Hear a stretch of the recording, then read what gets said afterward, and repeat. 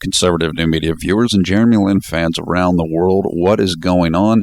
We are here to look back at Houston's loss to the Minnesota Timberwolves by the score of 92-79 tonight, game number 42 of the 2012-2013 regular season.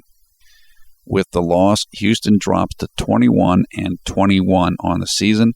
They have lost 7 games in a row. Minnesota improves to 17-20 on the season, and they end a 5-game losing streak with this win. Now, I was so frustrated watching this game that, when it ended, I wanted to, throw my TV off of the balcony, onto the street below. It was just so annoying watching this game, if you're a Houston fan. But there are some good things in this game, and I'll go over those in a second. But this was incredibly frustrating. In the United States, there's an old, I can't remember if it was its own comedy series or if it was just part of another comedy series. But there was a group of clowns, I think they were. And they were known as, it was part of a clown act, like clowns in a circus. They were called the Keystone Cops. And it's they couldn't do anything right. Everything they did was silly and funny, and they messed up everything, and everything was just, they goofed up everything. And that's what Houston looked like tonight. They looked like the Keystone Cops. They just, no matter what they did, it didn't work. They missed everything. They couldn't get it going at all. Although a couple of the guys from the bench played well, but it was just one of those nights. Now, I said before this game I thought Houston would win this game. And I still would have picked that. But what I forgot about this game was that this was the 4th game in 5 nights, and it was on the road. And I've told you guys before, that is notwithstanding which teams are playing, but that's the worst situation you can have for a road team to win a game in general. And that's what Houston was dealing with tonight. Now, had I known that, I still would have picked Houston to win this game. And the reason is Minnesota's so hurt. They're just, they literally played 2 guys tonight that they just signed today. And those guys did pretty well, actually. So I would have picked Houston to win this game anyway, but I forgot about the 4-game and 5 nights thing. What I liked in this game was that Houston didn't give up, even though they couldn't make a shot. And they kept making turnovers and whatever. They didn't give up. It would have been easy for them to give up, especially that this was the 4th game in 5 nights. But they didn't, and that's good. That's a really, really good sign. And it's just a young team that doesn't quite know how to win in certain circumstances. They aren't comfortable playing with one another. They aren't comfortable in the offense. Coach McHale still doesn't know exactly how to make his rotations, when to pull guys out of the game, when to put guys in, which guys to play together, etc. So it's just everything that could have gone wrong went wrong. But they kept trying. And that's good, because once they start to figure more things out, that same effort is going to get them wins against good teams. And so I was very happy about that. That was really good. The second thing I really liked in this game was that the bench was good. Not only were Greg Smith and Carlos Delfino good off the bench, but as I've been telling you guys before, this was where you got to see the entire bench, particularly in the backcourt. We got to see everybody play. Jeremy played, James Harden played, Patrick Beverley played, Carlos Delfino played, and Tony Douglas played. And it worked. It worked. And we'll talk about that more in a little bit. This is what I've said.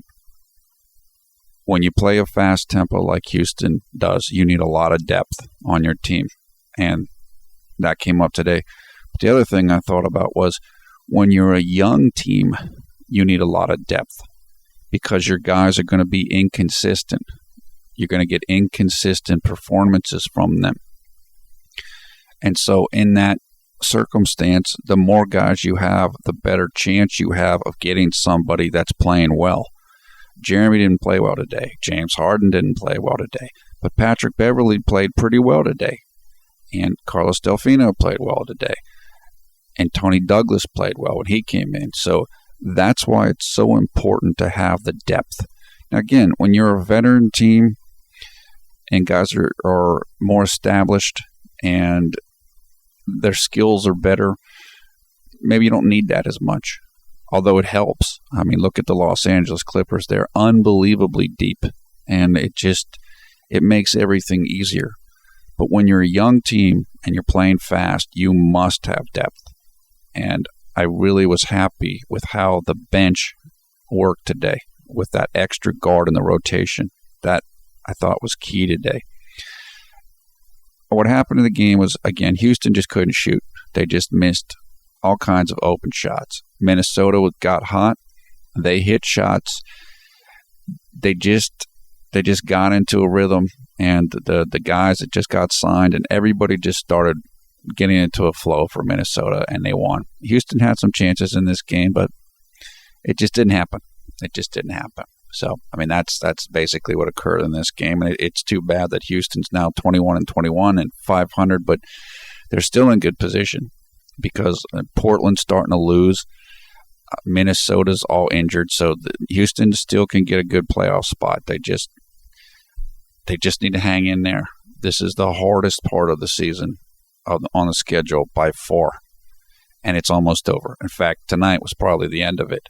Now, they've got another road game coming up. We've got a few more road games this month, but this stretch of whatever, 6 or 7 games was the hardest part of their schedule. So if they can just calm down, go back to the drawing board, tweak a few things, they should be fine, particularly because the Western Conference on the lower end isn't as good as it usually is. The last few years, you had to win 45, 48 games to make the playoffs. That's probably not going to be the case this year in the West, so Houston can be just fine. Okay, turning to Jeremy. As I said, Jeremy struggled in this game, but the whole team struggled. I mean, all of the starters struggled big time. But just like with the larger team, the whole team, I saw things from Jeremy I liked in this game, and I'll talk about that more in a second. Jeremy had 12 points, 4 rebounds, 2 assists. He played 34 minutes. He shot 3 of 12 from the field. He was 0 of 3 on 3-point shots. He was 6 of 8 from the free throw line. He had 2 steals, no block shots, 3 turnovers, and he was a minus 20, which was exactly what James Harden was for this game as well. His efficiency number, all the positive stats subtracted by all the negative stats, was 6, which isn't that good. The average efficiency number is 15, well, average PER, which is a similar number. So that kind of gives you an idea of how Jeremy played.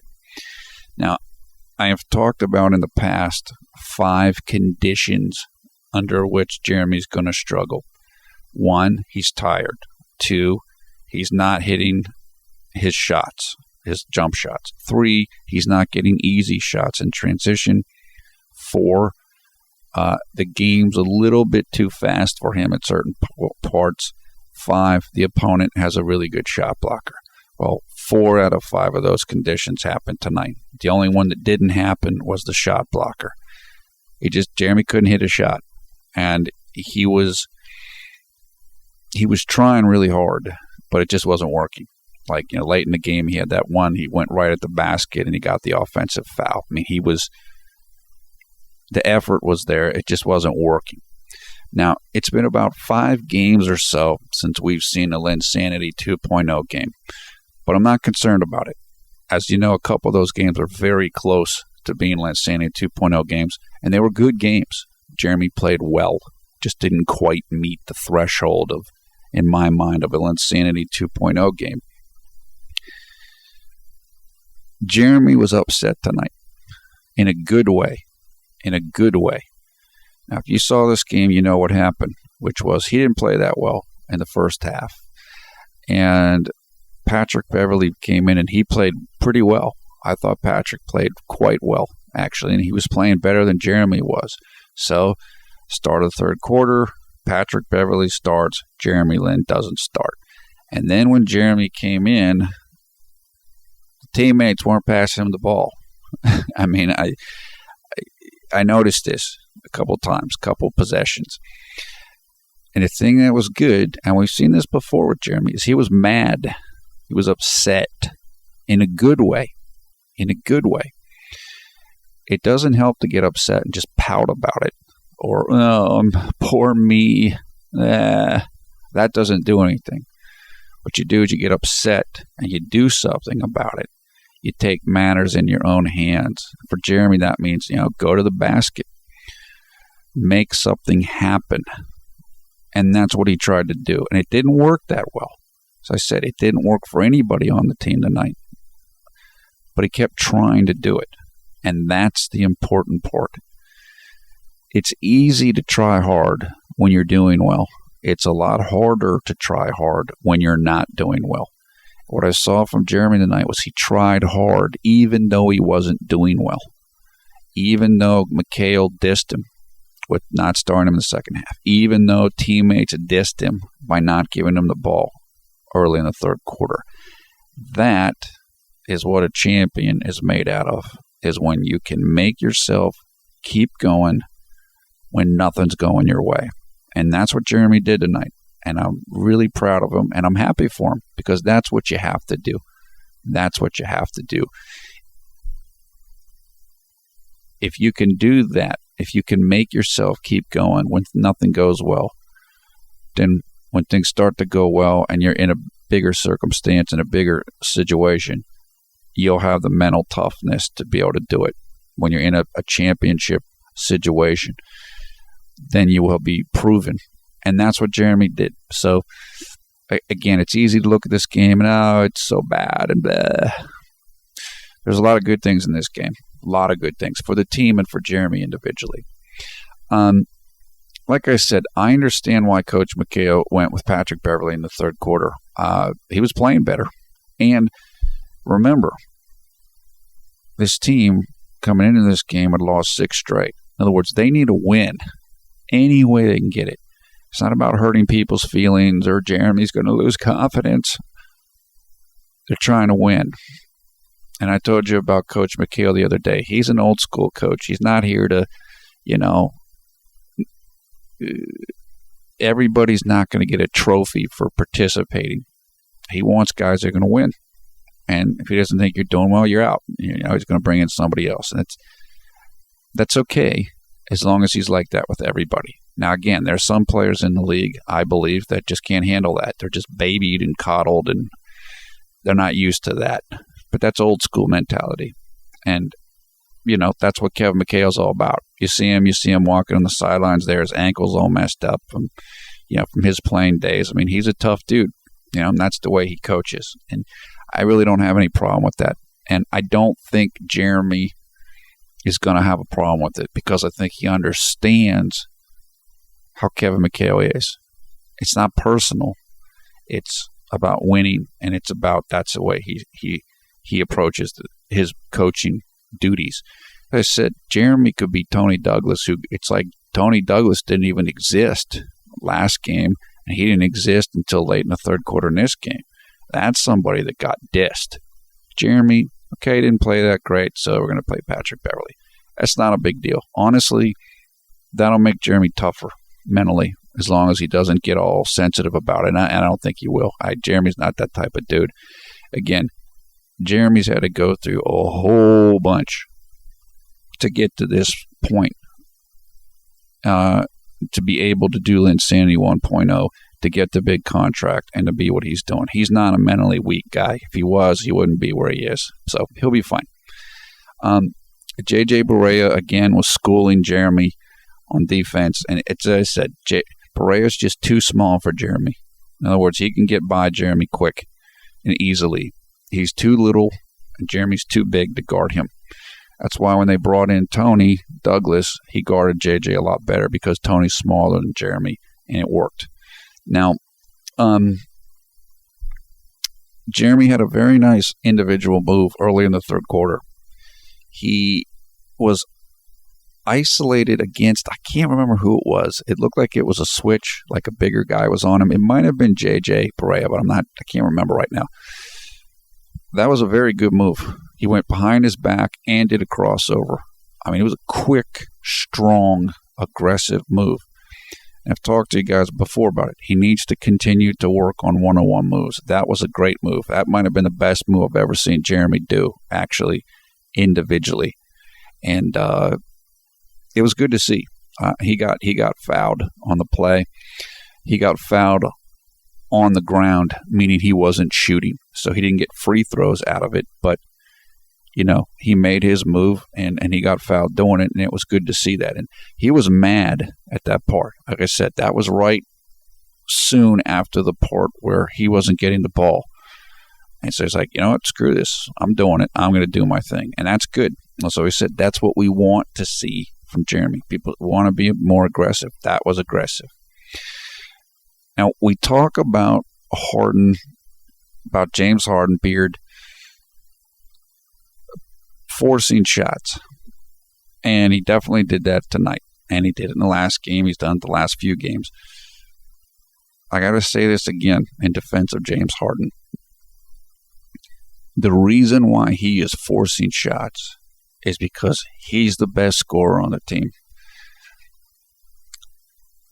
He's not doing it. I mean, the coaching staff and Harden have it in their head that they need to do that and that he needs to do that. They tell him to do that. In other words, he's not going against the coach's wishes and doing this. This is what he's supposed to do. It's because, like I said, other guys on the team need to show that they can consistently score points. When that happens, Harden will do this less. And it'll be great. I mean, it'll be easier for him, and it'll be better for the rest of the team. Because, I mean, when Harden gets into those modes where he's just throwing up bricks, I mean, it's terrible. I mean, he'll get bad turnovers, just shots that are way off. And just, isolation plays. It reminds me, it's like, Kobe Bryant talked before this year about, how in the past he wouldn't pass the ball as much to like people like Kwame Brown and Smush Parker. But now he's playing with dudes. Now he's playing with serious guys like Nash and Dwight Howard and Pau Gasol. So if you don't pass now, then you got no excuses. In the past, it was understandable for Kobe not to pass as much. That's what Harden's doing now. Now, I'm not saying Jeremy Lin and these guys are Smush Parker and Kwame Brown. They're not. They're better than that, I think. But this is what Harden is supposed to do. This is his role. And I don't think it's going to stay this way for a long time. I mean, Harden's always going to be the number one option on the offense, I would imagine. But in time, he'll trust the teammates more, and the coaching staff will trust the teammates more. And I think Houston will go out and get another really good, consistent scorer. But for now, that's why you keep seeing this. And it is frustrating. And I'll talk a little bit more about this in a second, but he's doing what he's supposed to do. And so you just got to understand that a little bit. Now, in the middle of the third quarter, Jeremy had a couple really nice plays in a row. He had a really good assist on a pick-and-roll play to Greg Smith for a big dunk on the right side of the lane. And Jeremy, you could see that he was really pushing hard. And his anger and his energy was evident. And the team was picking up on that. And I said before, Jeremy's the quarterback and the general of the offense. The team feeds off of him. And he really made a push there. And the team was, you could see it. The whole team started picking up. Now, again, they didn't get a lot done. They missed shots, but the energy was there. And that was from Jeremy. That's why I said that's why it's so important for the point guard to run the team properly, because everybody's going to feed off of him. And in that stretch of time, that really worked well. Jeremy was leading the charge. On the court at that time was Jeremy, Harden, Delfino, Chandler, and Greg Smith, and it worked well. Again, they just missed a bunch of shots, but the effort was there. That's going to happen sometimes. Jeremy had in the middle of the third there in that same sequence, he had a really nice steal, and he went to the hoop and he got fouled going on the left side, coming in from the left side like on a V into the rim. Look, as I said, Jeremy, I thought he was really playing with an edge and a chip on his shoulder in that stretch of time. He was mad he didn't start the third quarter. He was mad that guys weren't passing the ball. He was mad that his shot wasn't falling. And the way that you earn respect and that you earn a spot in the NBA, if you're not a super talented player, is by playing like that, is by playing that way. Remember, he was on the couch last year before Lincini 1.0. And he was getting cut and all that stuff, blah, blah, blah. Well, if you want to do it, if you want to be in the NBA, you better show you want to do it. And that's what he did. And that's why I said, okay, they didn't win. He didn't shoot that well. But he played hard in that stretch. And that's why he is who he is and where he is. You know, he had to dig in, work hard to get into Harvard. Had to dig in, work hard to get off the couch and go to Lincini 1.0. This is why all the haters and whatever doubters are just stupid, in my opinion, because, you know, you can't disrespect this dude, what this guy's been through and what he's had to deal with and what he's done. And he did it, and he's going to keep doing it. And as I've told you guys this before, there are going to be games like this. There are going to be games like this still. Certainly throughout the rest of this year. And truthfully, probably, you know, I don't know, next year or two, until he's got a really refined three-point shot. The team is better, et cetera, et cetera. He's going to have games like this. He's going to have games where he gets sat down by Coach McHale. So he's over the hump and all that stuff's done, but he's still a young player. And he's still finding his way in the offense, et cetera, et cetera. So this isn't a big surprise. Okay, late in the third quarter, finally, James Harden got pulled. It just wasn't playing well. And Tony came in. Tony Douglas came in for Harden. So it was Tony, Jeremy, Carlos Delfino, Chandler Parsons, and Greg Smith. And that team, that unit, started really making a push. That team started getting this team back into the game, and it looked like they had a real chance of winning the game. And it worked for a couple of reasons. One, James wasn't playing well. Two, Tony could match up with J.J. Barea better than Jeremy can. It was like small ball. They were going small, and it worked. And it really worked well. And again, this is why having a good deep bench is key, because you can try different combinations and different arrangements. And that's, again, and let me just say, Coach McHale's still learning all this too. He's, all these guys are new to him too. He doesn't know what combinations work. So the same way that we give Jeremy a pass and understand that he's in a new offense. Well, all these guys are new for Kevin McHale too. And remember, McHale missed a good chunk of this season because of the tragedy with his daughter. So all of these guys are learning, and it's going to get better as long as they stay healthy. This team's going to get a lot better in the next few years, much better. But this is year one. You're going to have some games like this, but it's okay. Like I said, though, the key in that stretch, late in the third, early in the fourth, was that McHale finally found a combination that worked, and he was able to do that because of the depth on the bench, and that's why it's so important to have that. It's so important. All right, early in the fourth, Jeremy had a great steal, and he went to the basket for a layup, got fouled. That was probably the best play of the game for him. Nice little and one layup. That was great. Middle of the fourth, Jeremy was definitely, again, he was trying hard. He was trying to take over the game. He was really trying to score. And he was trying to help Harden because Harden couldn't, he couldn't make any baskets. And this is good. Now, it didn't work that well. As I said, we've seen this before. Sometimes it's like the person that, your eyes are bigger than your stomach. You want to eat everything, but you can't. Your stomach can't do that.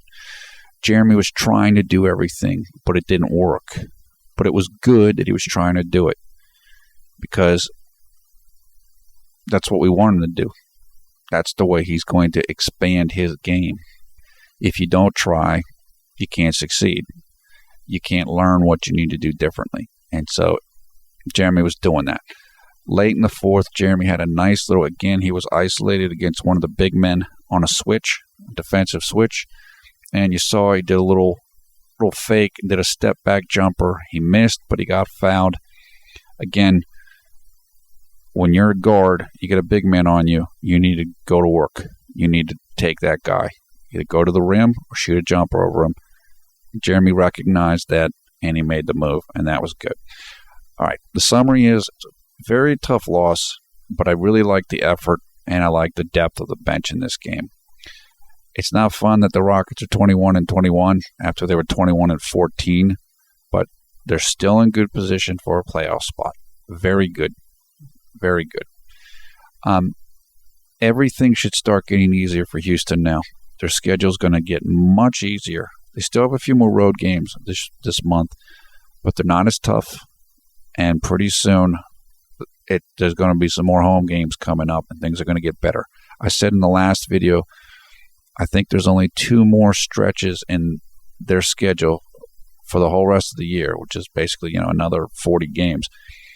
There's like 2 4-game stretches that are going to be tough, but neither of them are as tough as this stretch they're in or they have been in. So things should really start to improve for them as long as they stay focused and keep working. Jeremy just didn't have it tonight. He struggled. All of the starters struggled. But again, he showed fight. He showed heart. He showed the will that brought him to Insanity 1.0. So I'm not even unhappy about this game. I'm mad that they lost, but I liked what I saw. And I think better things are coming for Jeremy and for the team soon. So that's what I saw tonight. Okay, comments below, thumbs up, thumbs down in this video. We'll have all the information in the video description below the video player, links for video highlights, game stories, and information how you can join the Conservative New Media Facebook group, which has over 2,000 members and growing all the time. I am Paul at Villarreal, the NBA expert. Thanks a lot for watching Conservative New Media. We strive to be the #1 Jeremy Lin YouTube fan channel. Hope you guys are having a great night if you're in the United States, and hope you're having a great day, a great morning if you're in Europe or Asia or anywhere else in the world. I still haven't had a chance to do the comment video. I'll keep working at it. Just things are a little slow on this end. But that's about it for now. Take care, and we will talk to you soon.